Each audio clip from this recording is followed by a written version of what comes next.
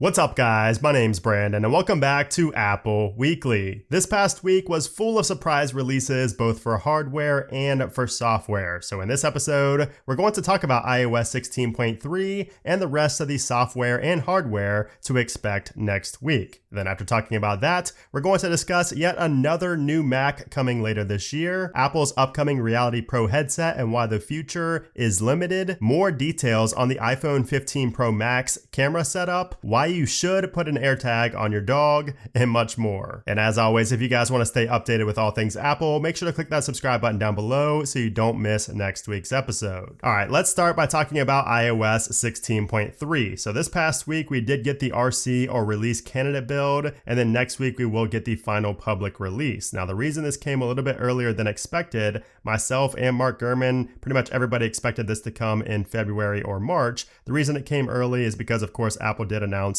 those new products, so the new Macs and the new HomePod. Anytime Apple announces new hardware, that does mean that new software is going to follow just before those new products get released or just after the new products get released. Anyways, let's briefly cover some of the new features in 16.3 that we're going to see next week. Now, the first thing I wanted to mention is the new Unity wallpaper. So this is the new one right here. And of course, we do have this Unity wallpaper as well. That has been there since iOS 16. This is the new one right here. This is the new one for 16.3, and it is pretty cool because you can go to customize right here and change up the different colors. You will also notice that we have this really heavy font. So we have this really heavy font here that is exclusive to the Unity wallpapers, and it looks really nice on here. Now, also, Apple is apparently going to be re-releasing the home architecture upgrade that we originally saw in 16.2, but they had to pull it because of all the issues. We are going to apparently see that re-released here in 16.3. However, if you already upgraded your home architecture, you're probably not going to see the prompt for that. So I already upgraded mine with 16.2, so I'm not seeing the prompt right there. I'm not sure if there's going to be a second one or what,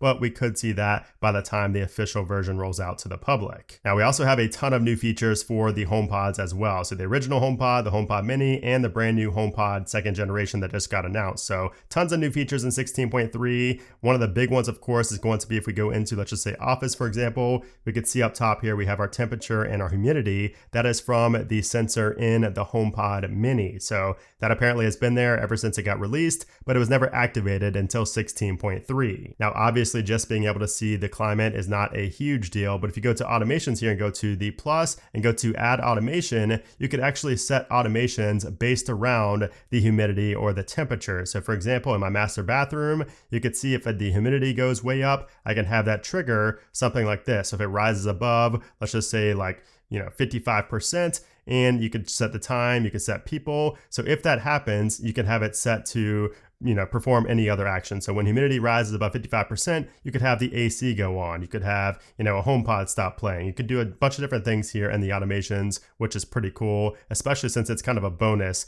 with the HomePod Mini. It's been there all along. The new HomePod and the HomePod Mini both also have sound recognition. However, that's not going to be activated until a later software update. Apple said sometime in the spring. So it looks like, if you bought a HomePod Mini, you're getting a lot of features that you didn't even know were there. You're starting to see those get activated, which is actually pretty crazy, especially for just a $100 product like the HomePod Mini, but I'm here for it. Apple also activated advanced data protection globally now, so it's not just available in the US and Canada. You now have access to advanced data protection worldwide. So if you want to encrypt all of your data that's backed up via iCloud, now you can do that regardless of the country you live in. And for those of you who still care about Apple Music Classical, the code has been modified in iOS 16.3 in the RC build. So we may see that Apple Music Classical application or the add-on to the Apple Music application sometime shortly, but I feel like the hype for that, if there really was any to begin with, has kind of dwindled since we've heard about it for so long and we've not seen anything get released. Now, a lot of users are also seeing connection issues with their Siri remote. So if you have an Apple TV and a Siri remote, a lot of users have been reporting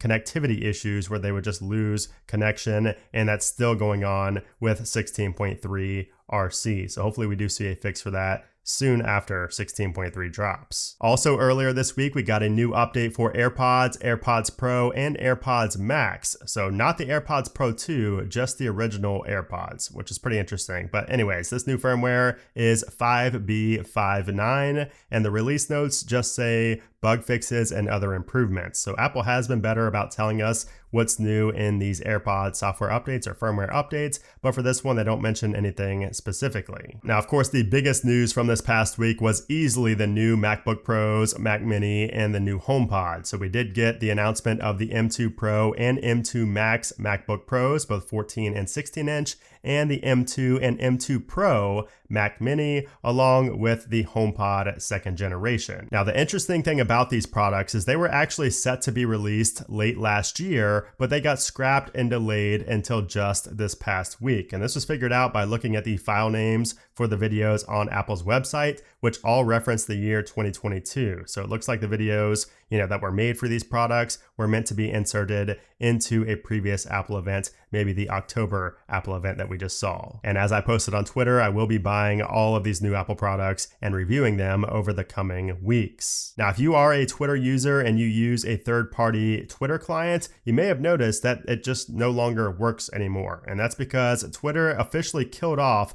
all third-party Twitter clients. So this is pretty unfortunate for a lot of great applications, Twitterrific, Tweetbot, all the great applications out there that were, third-party clients for Twitter are now just gone. Now, I did also want to briefly touch on the battery life and the performance here on 16.3, the RC build, because I've gotten a lot of kind of mixed reactions to battery life. So battery life for me has been okay. It's been pretty much the exact same as 16.2. Honestly, I've not been able to tell any difference at all, but some users are saying that the battery life has just been terrible. So let me know in a comment down below what your battery life has been like. But as far as performance goes, pretty much everybody says the performance is better than it was on 16.2, and I would agree. I don't have as many UI bugs, and I also don't have, any type of stutter when going back to the home screen from an application like I did in 16.2 and previous versions. All right, so now let's talk about what to expect next from Apple. So next week is going to be a big week. So the 23rd is going to be Monday. That is when I would expect to see iOS 16.3 get released to the general public. So the final public release, most likely going to be right there on Monday the 23rd. And then the very next day is when we're going to see the brand new Apple products, and we're going to see the new MacBooks and the new Mac Mini. Now, the new HomePod is not coming until February, the first week of February, February 3rd right there on Friday. So next week, we're only getting the new Mac products. Now, as far as iOS 16.4, the first beta for that could honestly come as early as Tuesday the 24th, the same day that the Macs are getting released. We could see that as early as then. If we don't see 16.4 beta 1 next week, we will definitely see it the following week. And that should be the update where we see new emoji and quite a few more changes than we saw in 16.3, although I would not expect that to be pushed out to the public until March. All right, so now let's move on to the latest Apple news. So next week, we are getting the new MacBook Pros and Mac Minis, but what about the MacBook Air? Well, that's coming later this year as well, and now we have more details on it. According to a new report from DigiTimes, Apple is planning to release a new MacBook Air in the second half of this year, and it will be equipped with the long-awaited 3nm chip, this likely being the M3 chip. This chip is set to improve performance and power efficiency over Apple's current 5nm chips. And to add further validity to this, Ming-Chi Kuo just recently reported that the 2024 MacBook Pros will have this 3nm chip as well. He said this: "I expect the next new MacBook Pro models, which will adopt M3 Pro and M3 Max processors made by 3nm, will go into mass production in the first half of 2024.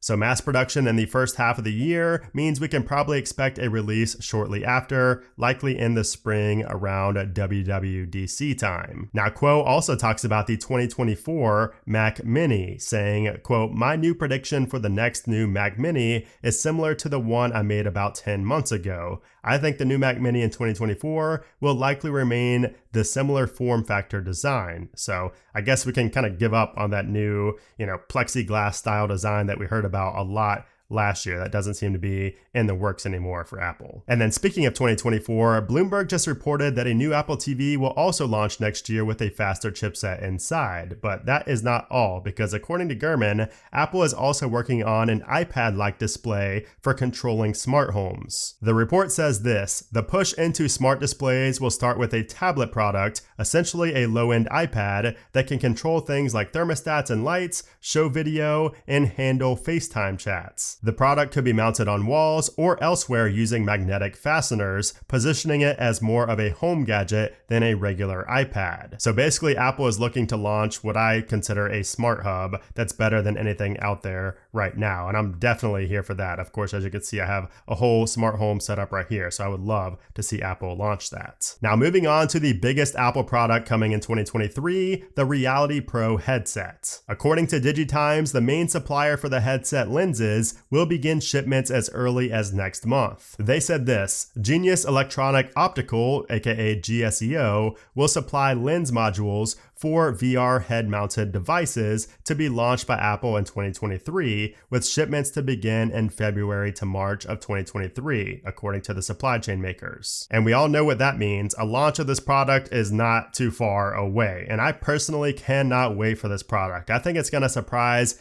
pretty much everybody. I think it's going to be so much bigger than people even imagine right now. So, that's for the AR VR headset, the mixed reality headsets, but the AR glasses that Apple has been working on are unfortunately not expected anytime soon, as they just postponed development on those AR glasses indefinitely. So Bloomberg reports that this is due to technical challenges, saying, quote, the company had originally hoped to release the AR glasses after the debut of its mixed reality headset, which combines both AR and virtual reality, but that part of the plan is now on hold. Instead, Apple will follow up with a lower cost version of the mixed reality headset as soon as 2024 or early 2025. Apple is aiming to lower the price of the follow-up mixed reality device by using chips on par with those in the iPhone rather than the components found in higher-end Mac computers. The company will be competing with Meta's mixed reality headset, which costs $1,500. That's a price Apple may strive to get closer to with its lower end model. So while those glasses are on pause, at least Apple is still working on a lower cost version of the mixed reality headset, and that is the one that I think might end up becoming a massive hit, especially, because by that time, the infrastructure is going to be laid out and people are going to know what's possible with this type of device, and it's going to be cheaper. So I can see this being huge. Now, moving on to the iPhone 15 Pro series, a new report from the Elec reaffirms what we've heard about the highly anticipated Periscope lens, and that is that the iPhone 15 Pro Max will be the only phone to receive this big camera upgrade, but that both the 16 Pro and Pro Max models will get this next year. Now, they're calling this a, quote, folded zoom periscope lens, and Apple is looking for new suppliers for the OIS actuators that will be used in this lens. Now, if you don't know what a periscope lens is and how it works, basically light that enters the telephoto lens is reflected by an angled mirror towards the camera's image sensor. The change in direction in which the light travels allows for a longer folded telephoto setup inside phones, which allows you to zoom in further without any blurriness. Now, we all know how important the Apple Watch is for monitoring and detecting irregularities with your heart and, pretty much anything else on your body. And now we have another story to further hit that point home. And that's because a pregnant Los Angeles woman had a few weeks left until her due date and was not doing any activity that would raise her heart rate above 120 BPS. However, her Apple Watch kept alerting her that her heart rate was high. She said, quote, it went off the first time and I thought it was strange, then a second time maybe 10 minutes later, and then a third time shortly after. And that's when she realized something was going on, so she headed straight to the hospital. And sure enough, when there, doctors told her that she was in labor and she'd been losing blood due to a pregnancy complication, which was a serious and potentially fatal condition. But since her Apple Watch informed her of this complication, she was able to make it to the hospital in time, and doctors were able to deliver her baby girl safely. So that ECG monitor literally saved both lives that day. Amazing. And then finally, another feel-good story related to an Apple tracking device, this time an AirTag. So you've probably heard about the terrible flooding in California over the past couple of weeks, and lots of animals and even people have been swept away by these waters. Well, one dog was swept downstream and spotted by witnesses for a mile until he just disappeared. But thankfully, the owners did what Apple says not to do.